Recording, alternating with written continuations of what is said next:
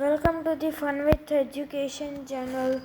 Today we are going to see the class 8th notes of history chapter 2 from trade to territory. So let's go. First, East India Company comes east. The British power began to emerge in India from the second half of 18th century. The British originally came to India as a small trading company and very keen to acquire territories, ultimately became the master of the vast territory. It took a long time. In 1600, the East India Company acquired a charter from a ruler of England, Queen Elizabeth I, granting it the sole right to trade with the East. The royal charter, however, could not prevent other European powers from entering the eastern markets.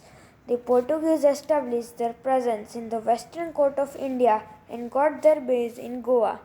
By the early 17th century, the Dutch too were exploring the possibilities of trade in Indian Ocean. Soon the French traders arrived. All the cotton companies wanted to buy the same things such as fine qualities of cotton, cloves, cardamom, and cinnamon from the Indian market.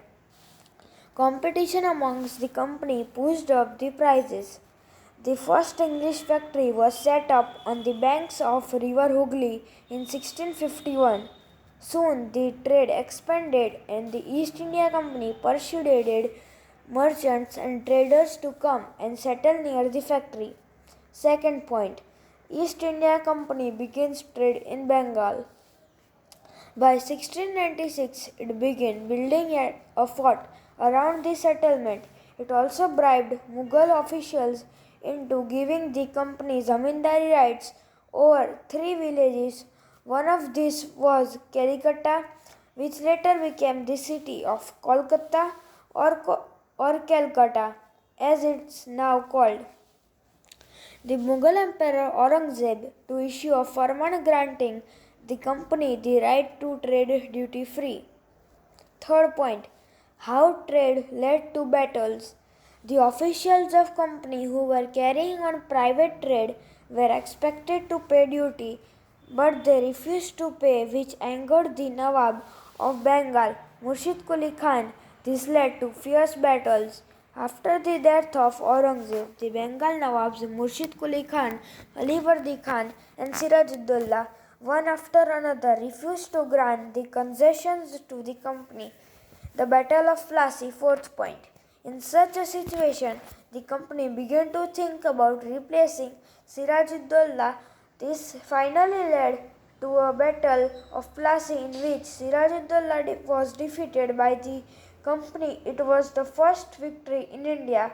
Mir Jafar, who had deceived Sirajuddaulah, was made the new Nawab of the Bengal. But Mir Jafar could not prove himself a puppet ruler for a long time. Hence, the company deposed him and installed Mir Qasim in his place.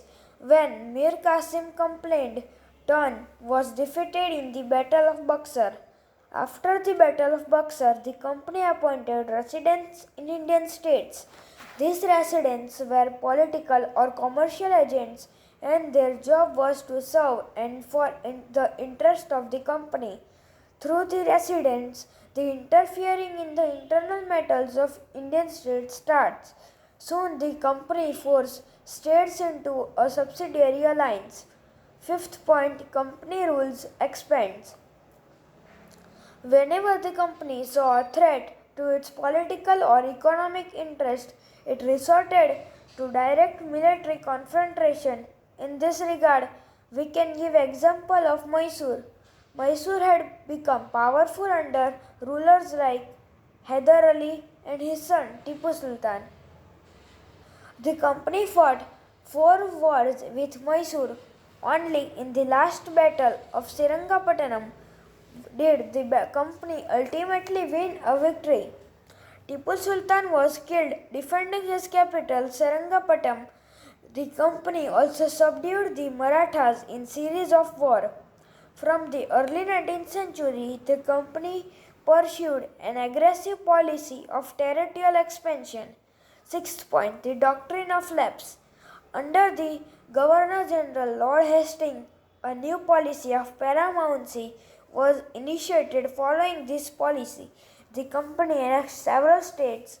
Under the Governor General Lord Dalhousie, annexations were at the peak. He devised a policy that came to be known as the Doctrine of Lapse. Satara, Sambalpur, Udaipur, Nagpur, and Jhansi were annexed by the applying this doctrine of lapse. Last point, the company army. When Warren Hastings became the first Governor General of India, he introduced several administrative reforms, especially in the sphere of justice. In the early 19th century, the British developed a uniform military culture. Soldiers were increasingly subjected to European style training, drill, and discipline that regulated their life far more than before. Thus, the East India Company was transformed from trading company to a territorial colonial power. So, if you liked my content on History Chapter 2 notes, please subscribe my channel and like this video for next chapter notes daily. Thank you and have a nice day.